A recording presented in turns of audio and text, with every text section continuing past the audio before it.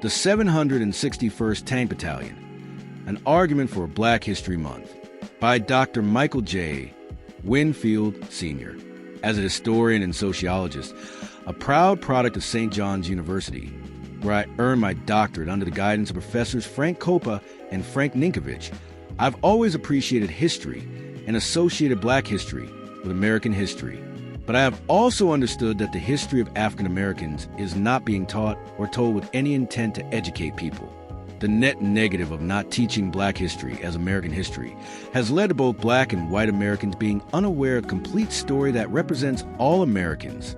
In fact, the very origin of Black History Month grows out of a week set aside to study Black history by the father of African American history, Dr. Carter G. Woodson.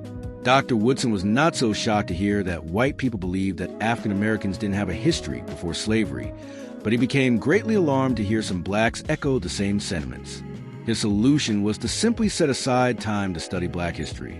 The recent History Channel's documentary on the magnificent World War II 761st Tank Battalion is yet another chapter in American history that is poised to showcase the many contributions of African Americans. Hearing about the soon-to-be-released documentary was indeed good news. It meant a lot to me. I recently published a book titled The Four Horsemen of West Point, a narrative history of the Black cadets that challenged the color line at the United States Military Academy and won Race, Class, and Cultural Meaning Making 1870 to 1880. In writing this book, I initially started out talking about the recently posthumously promoted Brigadier General Charles Young, but then I realized, while doing my research and trying to get a handle on the story, that the story of Colonel Charles Young could not be told without telling the story of the upwards to 27 Black cadets that were recommended and attempted to enter West Point but failed, with only 3 successfully doing so in the 19th century.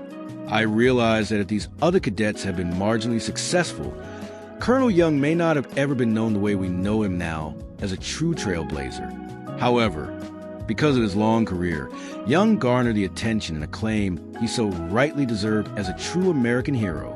That said, there's been significant scholarship on the storied 761st Tank Battalion. For example, Kareem Abdul-Jabbar's brothers-in-arms, Gail Lumet Buckley, daughter of American icon Lena Hornsworth, American Patriots. The story of Blacks in the military from a revolution to Desert Storm, Gina M. DiNicolo's Black Panthers, and Charles Sasser's Patton's Panthers, are among those who have chronicled the accomplishments of African Americans in the military.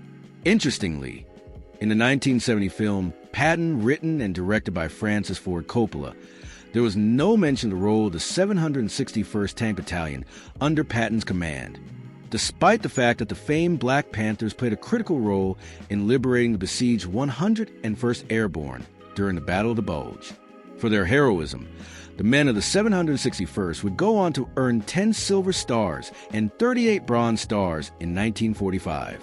Unfortunately, the unit would have to wait nearly 3 decades to be awarded their Presidential Unit Citation, presented by President Jimmy Carter for extraordinary gallantry, courage, professionalism, and high esprit de corps displayed in the accomplishment of unusually difficult and hazardous operations in the European Theater of Operations from October 30th, 1944 to May 6, 1945.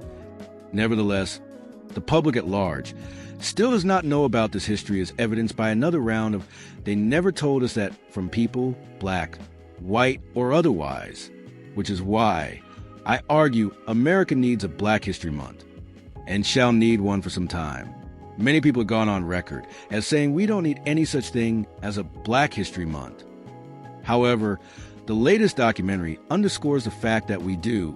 Without this designated time to learn about African Americans, stories like this will remain buried in the graveyard of discarded American history.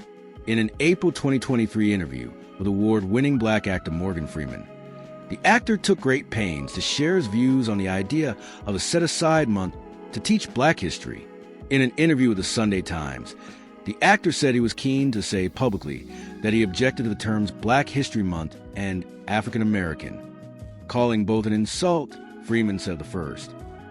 "You're going to relegate my history to a month?" The Oscar-awarding actor objected to African American because it was inaccurate. I don't subscribe to that title. Black people have had different titles all the way back to the N-word, and I do not know how these things get such a grip, but everyone uses African American. Other people have commented similarly. For example, actress Stacey Dash once suggested the elimination of Black History Month. "We're Americans, period," she exclaimed. And conservative commentator Candace Owens has openly disparaged celebrations, such as the new federal holiday, Juneteenth, all of which I find quite ironic. The history that Mr. Freeman is now sharing, and no doubt earning his customary honorarium. Without any Black History Month, stories like the 761st Tank Battalion would go unknown.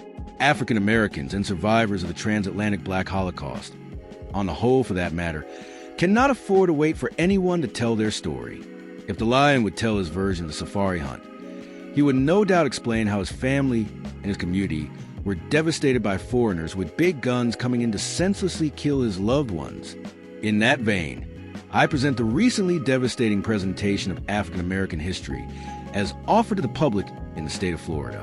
The so-called Black History curriculum is revisionist and, above anything else, absolutely absurd.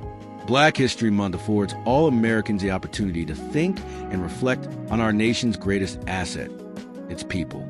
That said, I am truly excited and cannot wait to see the documentary. For the record, I think Gail Lumet Buckley would have been a better choice to narrate the documentary. My book, The Four Horsemen, is available for sale on Amazon.com, or feel free to visit my website at www.questexcelmultimedia.com.